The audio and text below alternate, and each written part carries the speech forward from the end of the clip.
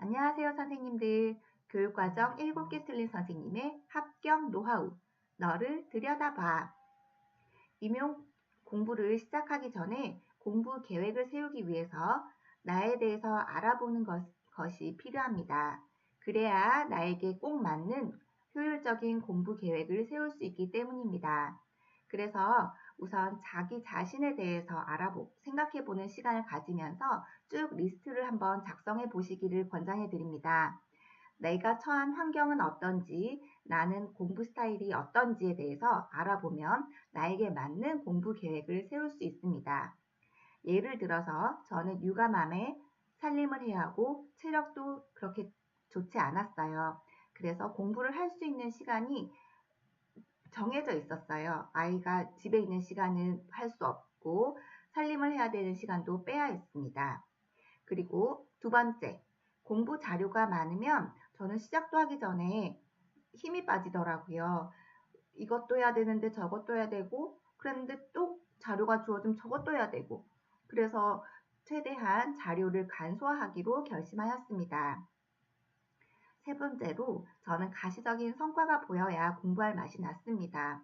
내가 무슨 공부를 하고 있는데 어디까지는 끝냈고 다음에는 이 부분을 더 해야 돼 라는 것들이 명확하게 저한테 드러나지 않으면 어디를 내가 하고 있더라? 사상을 하고 있던 것 같은데 사상 거의 다 됐나? 내일 더 해야 되나? 모르겠다. 이렇게 되면 그 다음날 공부하기가 싫어지더라고요. 그래서 가시적인 성과가 보일 수 있도록 공부를 하기로 결심했습니다. 그리고 제일 중요한 건 작심 1일.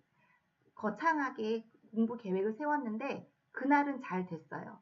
그래서 아주 성취감에 뿌듯함을 느끼고 있었는데 그 다음날 되면 꼭 아이가 아프거나 시부모님 오신다고 하거나 아니면 그 다음날이 토요일이거나 해서 어떤 이벤트가 생겨서 처음에 생긴 계획을 실행할 수가 없더라고요. 그런데 이미 그걸 제가 알고 있으니까 이런 일이 일어나더라도 그 다음날 좌절하지 않고 다시 공부를 시작하자.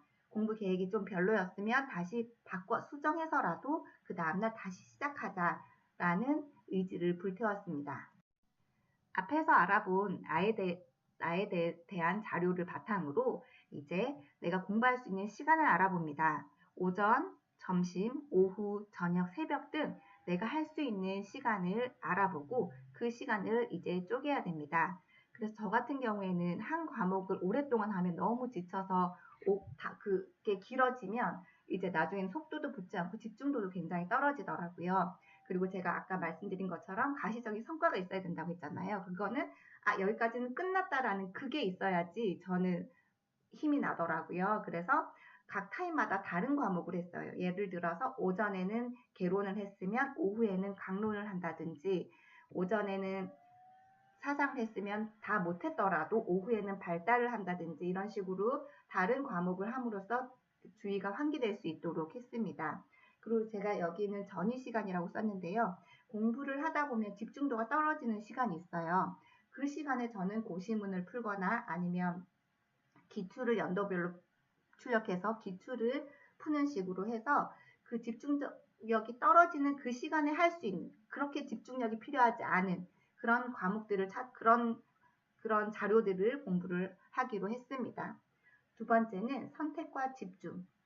임용을 준비할 때는 어떤 문제가 시험에 나올지 모르기 때문에 강사분들도 굉장히 많은 자료를 주십니다. 그러면 내가 지금 3월에 어떤 자료를 받았다. 그럼 내가 3월에 그걸 공부를 했겠죠. 그러면 그거를 3월에 공부했다고 해서 시험 때 기억나지 않아요. 내가 3월에 봤으면 그걸 꾸준히 봐서 시험 직전까지 봐야지 시험날 그것을 기억할 수 있거든요. 그래서 저는 수많은 자료를 받았을 때 이거는 시험에 나올 것 같지 않다. 또는 나는 이것까지는 못하겠다 싶은 것들은 아예 공부를 하지 않았어요. 그런 건 아예 빼고 다른 내가 할 수 있는 것들만 했습니다. 예를 들어서 각 강사의 교재는 굉장히 중요한 부분들만 다 들어있겠죠. 그래서 교재를 위주로 하고 서브로 주어지는 자료들은 그냥 읽고 말거나 아니면 뭐 이해에 필요한 자료라면 읽고 넘어가겠지만 그렇지 않고 뭐 암기해야 되는 내용이라든가 아니면 새로운 학자에 대해서 주어지는 것들은 과감하게 폐기를 했습니다. 그리고 세 번째로 공부 자료 간소화. 우선 저는 강의 교재가 굉장히 두껍잖아요. 그걸 다 외울 수는 없거든요. 제 능력은. 다른 선생님들은 그걸 다 달달 외우는 선생님들도 계시다고 하는데 저는 그렇지 못해 암기가 약하기 때문에 그래서 저는 강의 교재를 바탕으로 서브노트를 만들었어요. 서브노트는 첫 번째로 기출에 나온 내용 더하기 강의 교재로 서브노트를 만들어서 그걸 가지고 암기를 했고요.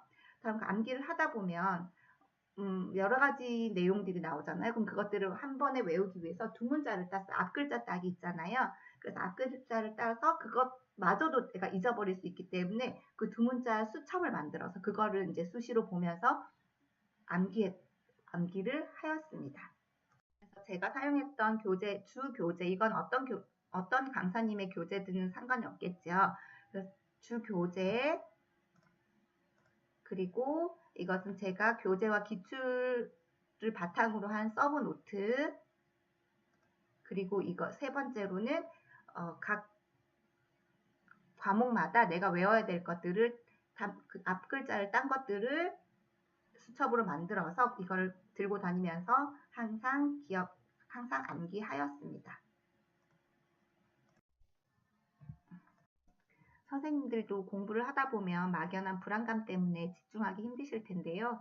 우선 나에 대해서 생각을 해보시고 다시 나에게 맞는 공부 계획을 세운 다음에 하나씩 해나가는 습관을 통해서 꼭 좋은 결과가 있으시길 바라겠습니다. 감사합니다.